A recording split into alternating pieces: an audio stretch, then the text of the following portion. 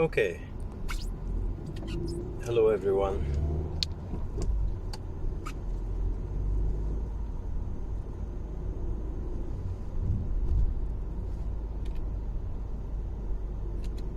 So,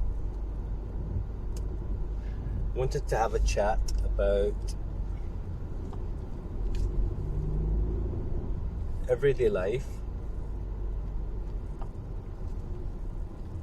and ways in which we can, let's say, bring our practice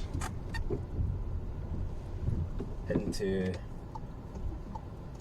everyday life.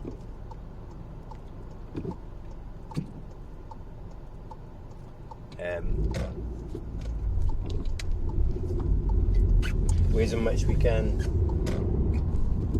make meditation our default state. And the whole concept of meditation. So meditation's interesting because I believe there are a number of popular assumptions that meditation is a certain thing, has to be done a certain way, is a certain doing of something.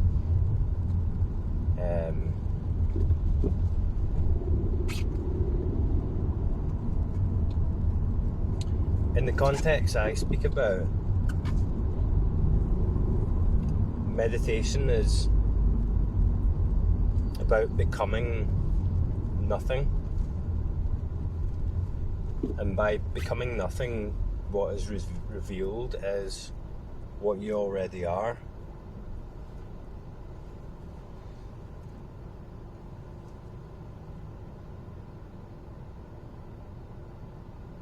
So,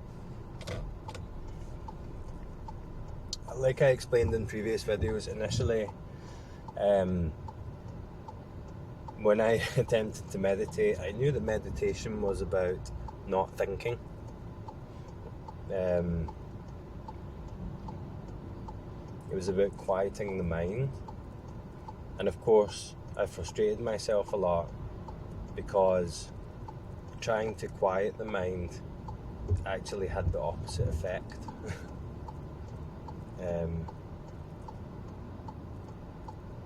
The mind becomes noisier. And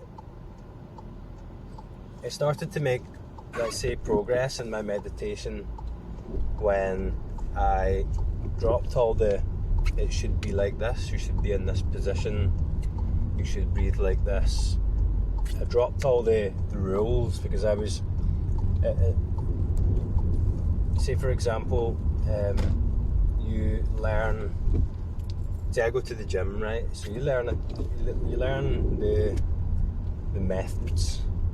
So you want to become fitter, you follow a certain set of rules and you plan it out, and then you get a result.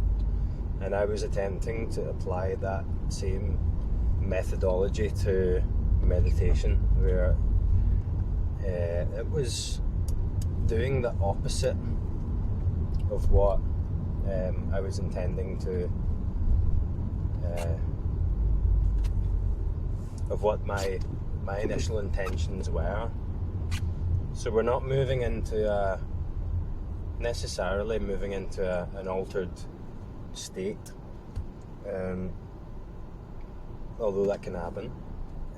We're not trying to do something.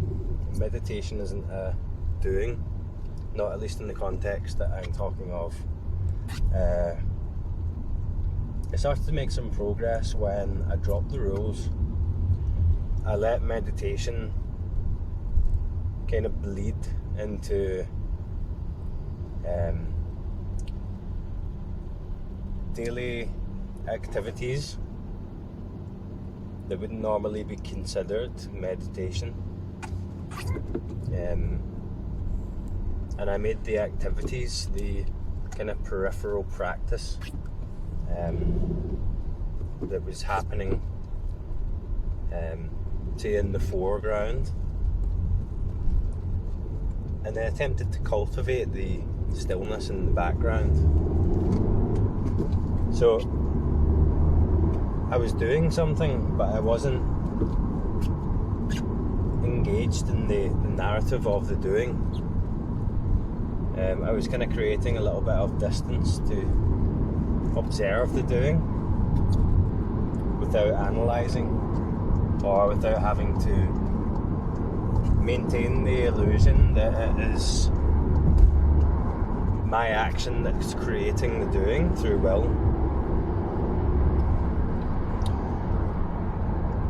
I think traditionally meditation is supposed to be, I could be totally wrong, I'm just guessing here, it's supposed to be a time where you dedicate that period of time to not doing anything and to being instead. And the more we just be, the more our self, our true self, is revealed. Because the illusory self is made of doing and action and becoming.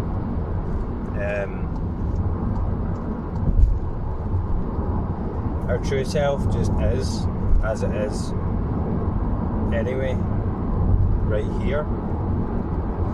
And I think the kind of idea, conventionally from what I understand, is to be more in touch with being, but do that knowingly.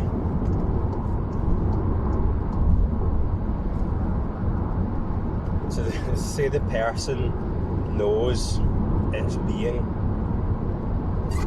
it's existing, knowing existence, rather than being lost in the story of existence, or the story that exists within existence. Again, I'm just making things sound complicated, but so in the lead up to the first shift, one of the main points is I relaxed about trying to do something. And I always kind of tell this story that instead of meditating to gain insight or to gain psychic powers or to gain something, instead of meditating to change my state, instead of holding on to that idea that I can change my state, I relaxed into letting my meditation become an enjoyable hobby with no pressure behind it, with no neediness or clinging behind it. So I'll use the analogy again. In sport,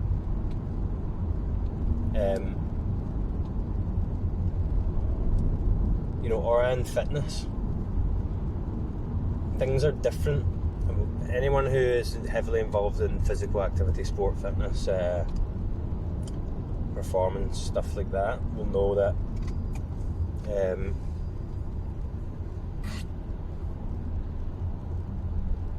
it becomes something different when there's that enjoyment factor, when there's that freedom, that doing it for the sake of enjoyment rather than to achieve a goal or to win, or there's that kind of sweet spot where you ever get carried away playing when you're kids and you lose track of time. You get so immersed in the play, and there's no point to the play. It just is for the point of simple enjoyment, and there's no reason for it. It's just play, and you get immersed in that, and then something changes, and there's this flow state that I always talk about, and this just moving with life, simpleness, ease. So I'm sure a lot of people watching this will know exactly what I'm talking about. It becomes a hobby for the sake of enjoyment. And I made a hobby out of meditative practice. Is that a word, by the way? Meditative? Or did I just make that up? It sounds silly. You ever get right into something and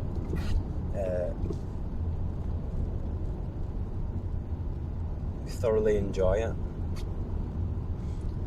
My meditation became like that. It wasn't motivated by a desperation or a need to change something, or a need to improve my experience or get rid of something else.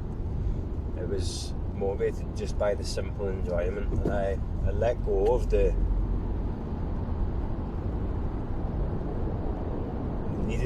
neediness of it, and the need to do it.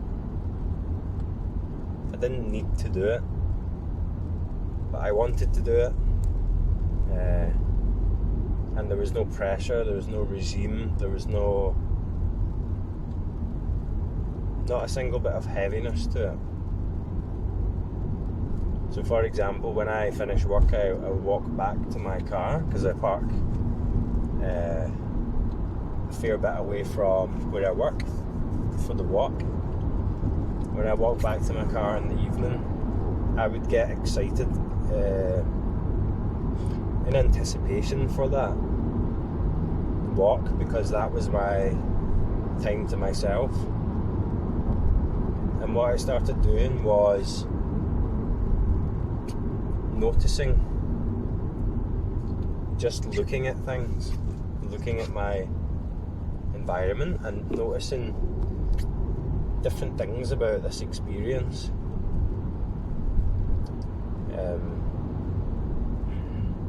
Looking for new sights I'd not seen, new details that I'd not seen, listening for new sounds that I'd not heard,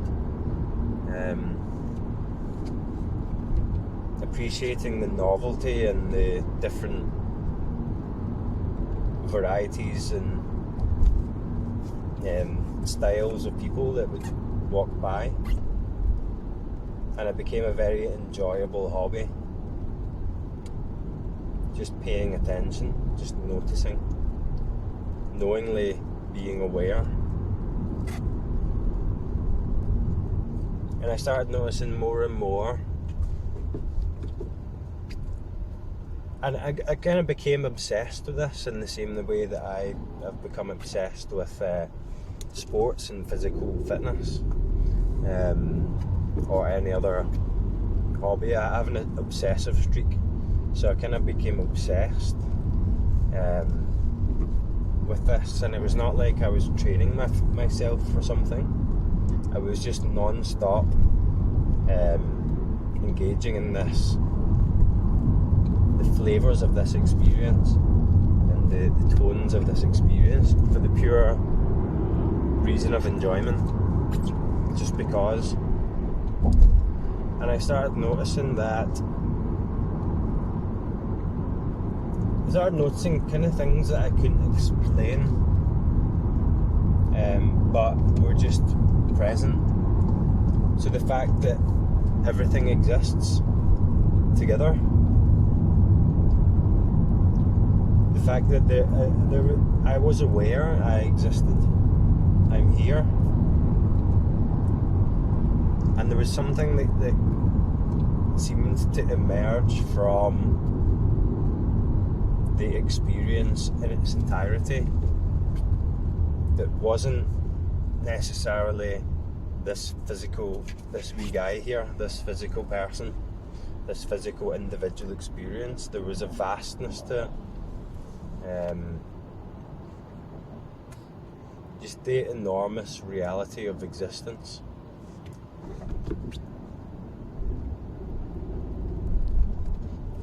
Just the presence, constant, all-encompassing presence of awareness. And I started looking for a start point and an end point, and I started playing about with it. So where does this awareness, this consciousness or presence, this existence, where does it start? Right here, and where does it stop? What are its boundaries? Does it have any boundaries? Like, where's the end to this in my experience? So these were things I wasn't consciously asking myself, but these were kind of intuitions that were just there, that seemed to kind of come forth and seemed to mysteriously present themselves, what seemed like in the back of my head. Where does it start? Where does it end? There's no... And the more I looked, the more it became apparent that there's this mysterious thing about reality, and that it doesn't have a start, it doesn't have an end. And this experience, the sounds, the sights, the image, the world out there, and what I seem to be, there's no beginning to it, there's no end, there's no border. Not in direct experience. We can create these borders with the mind, but they're not actually real. So this is an insight into, like I said before, the first realization was very deep actually, but that it was kind of like a glimpse into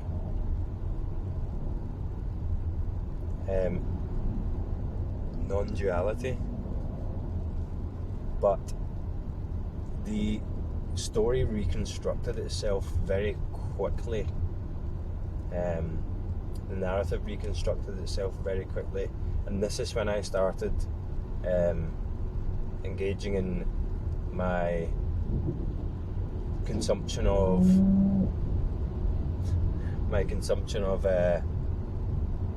reading and materials and teachings and stuff like that. But yeah, there's no but. It's all simultaneously existing here, and I started to have the intuition of, what is it that's aware of this? What is this awareness? And it seemed to be that this awareness was moving through this body. This awareness was, at the time, it appeared to me as if this awareness was animating this body, was this body was borrowing this awareness from the ultimate reality, or the ultimate source, and that ultimate source was me, and it's everywhere without borders.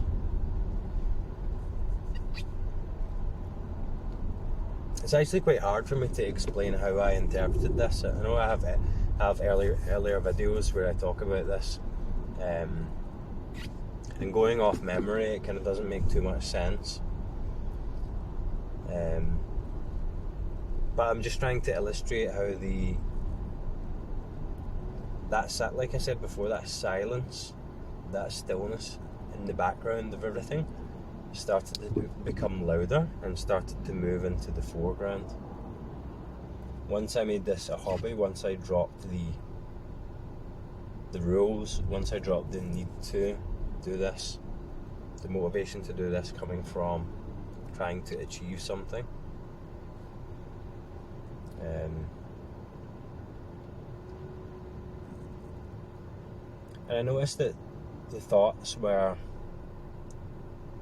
repetitive. The thoughts just appeared automatically, just appeared out of nowhere. I noticed that they were talking nonsense, really. Like, the narrative was, I had this intention, it was this deep kind of intuition, this deep pull that was coming from somewhere, and it was strong, and it was profound and intriguing, and I just knew that that's where I should go. But this narrative kept popping up, and it kept distracting my attention, like a reflex.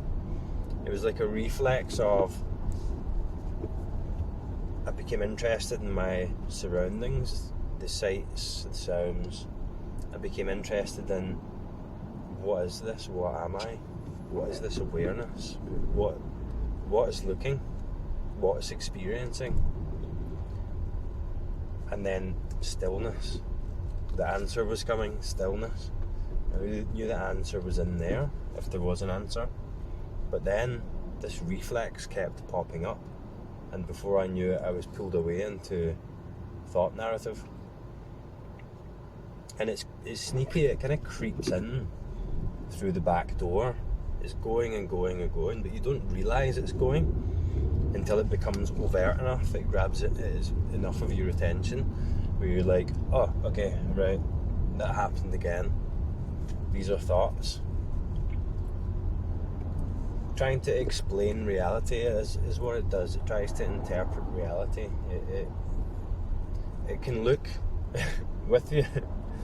It looks with you, and it goes, this is what this is. I wonder what that is. This is what this is. I wonder if this is happening or this is happening. This is interesting. I wonder what this means. What's the meaning of this? And then when you notice it, you're like, right, okay. Centered, balanced, silent. It's too quiet. This is going well. Am I present or am I not present? I feel like I'm experiencing something. What is this?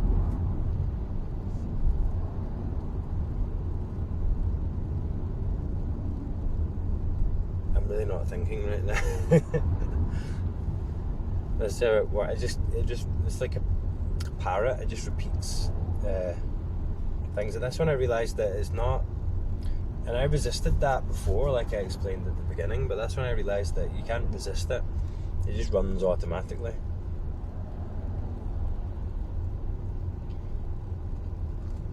So then I looked at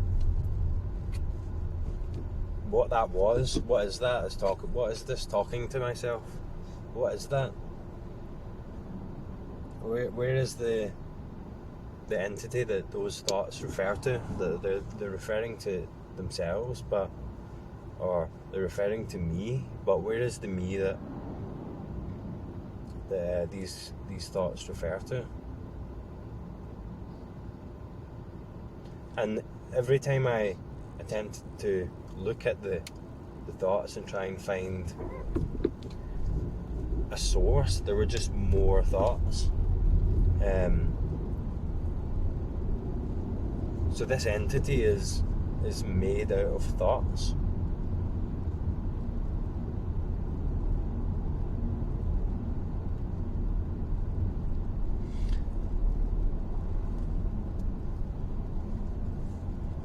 But there's really no entity there because the thoughts appear and disappear.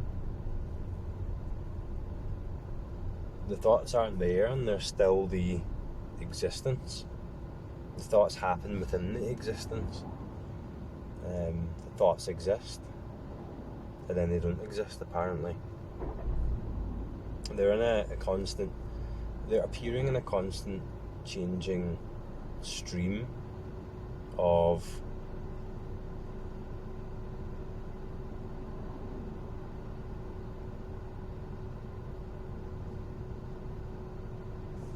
transient form.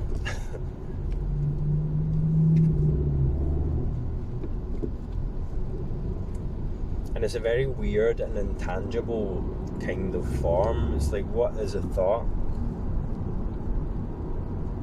When you look at it, when you try and observe the thought, it kind of disappears. Like it's not even there. You know, it's so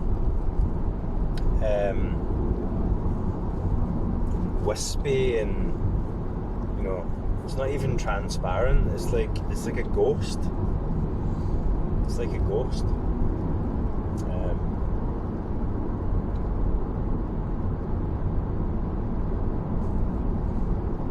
But it's not even a sentient. It's not even a convincing ghost, because it's just very repetitive patterns and shapes and colours that kind of move and come and go and don't really refer to anything.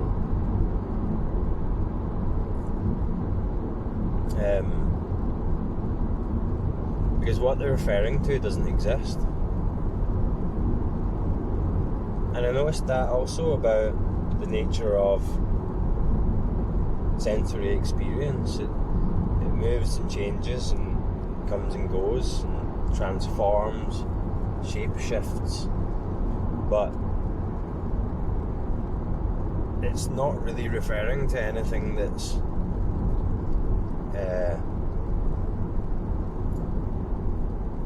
solid and tangible when you really, really get down to it.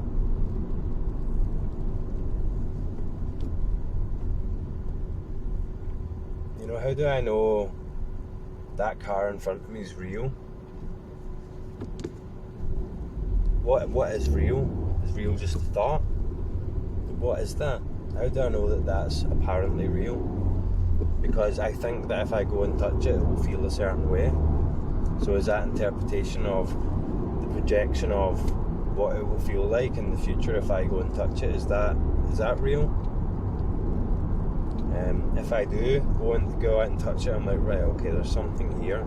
That sensation, what is the sensation referring to? Is it referring to a larger structure that's out with that sensation? Or is a sensation just referring to itself? So all it is a sensation. I've went off on a tangent here. What was I trying to explain? But there were these I noticed these things, there were these intuitions and there were these kind of insights, but there was a definitive moment where, when I wrote my little journal thing, I underlined there is no doubt, because something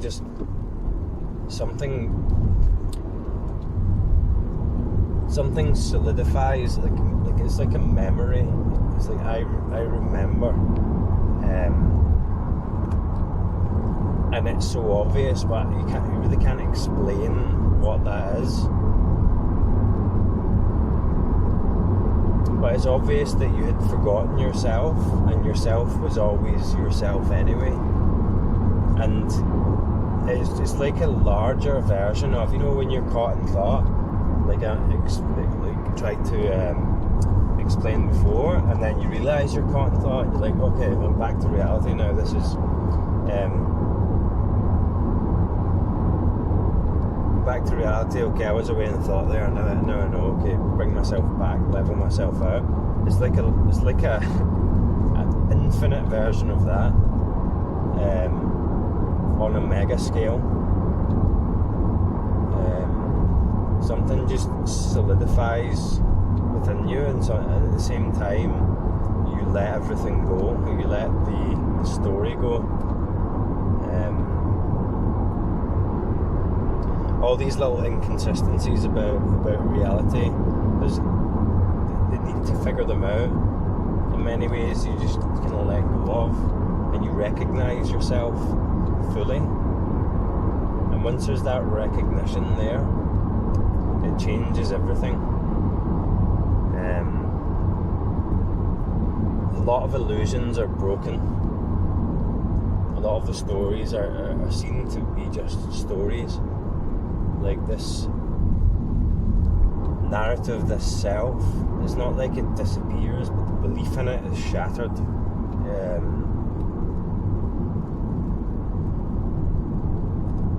And a huge openness, massive openness, it just opens up, relaxing, releasing opening up like a blooming flower. The simplicity and that letting go. It's like a dense contraction just opens up. And all these little inconsistencies in reality, that all these little intuitions, that there was just something there in you, something there that was calling out, and these noticings, there were all of these, I can't explain it, but there were all of these realizations. It seemed like a whole lot of realizations, and then there was the kind of egoic need to figure it out, like what is this, and as this opening just opened up and all of the reality just flooded in, there was like a clearing out of this, what is this, I need to figure this out, this is interesting, what's that, this need, and that the whole need just relaxed, and there's no need to figure it out. Just that enormously comforting. Okay, there's no need to keep going like this. There's no need to continue with whatever this is. This tightness, this contraction. I am what I am already. It's like a huge relaxing. Like an enormous flow of energy. That you've been kind of pushing away or holding on to for a lifetime is just spontaneously released, and that continued for a while.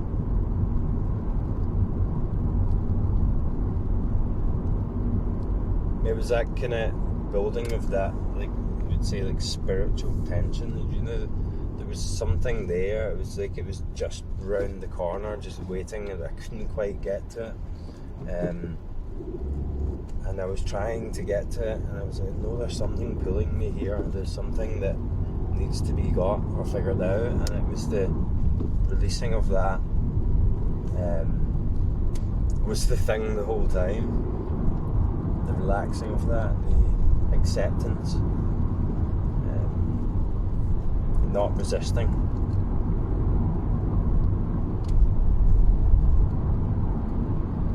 Just an immense amount of knowing. The conventional way of knowing, understanding and figuring it out intellectually isn't knowing. The real knowing poured in, the real knowing just immersed in inherent knowing.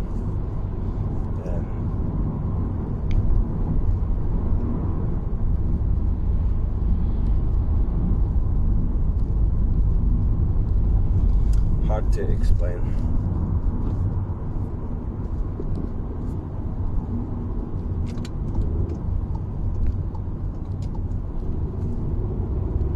But after that, then came this channel and the explaining it and the all the added that wasn't needed. But I think there's something in that where, like I mentioned, there's something in all that explaining, all that elaboration that ultimately isn't needed. But ultimately it's like the beginning of the death of the ego, the beginning of the death of suffering.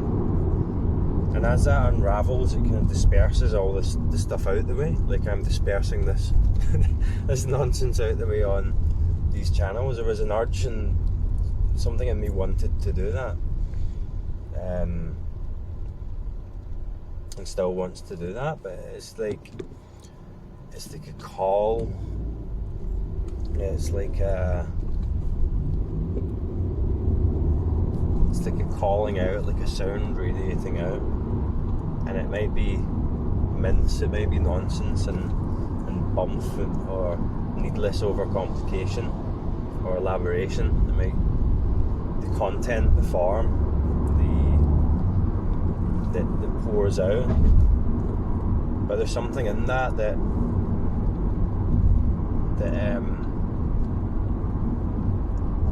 other people hear and relate to, and kind of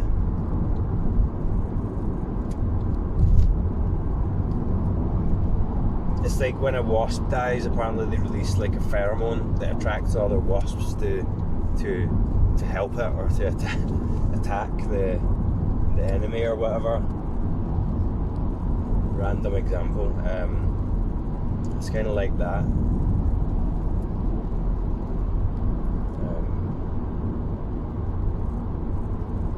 And I remember when I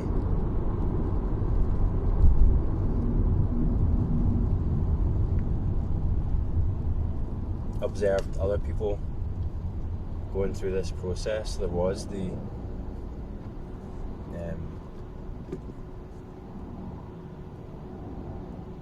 intrigue there that just appears, and there's value in the story, there's value in the experience and the language.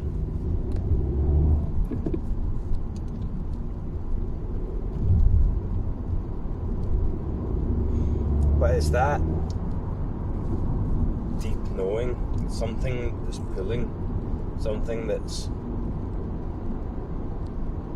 that yearning that's been there the whole life, and that pulling, that knowing that deep truth that's there pulling us, that undertow, that there's something there.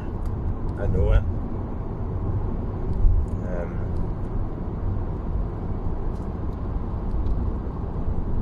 If you listen to this and you feel that and you acknowledge that truthfully within yourself, then moving towards awakening. Anyway, that's a long video. That'll do for now.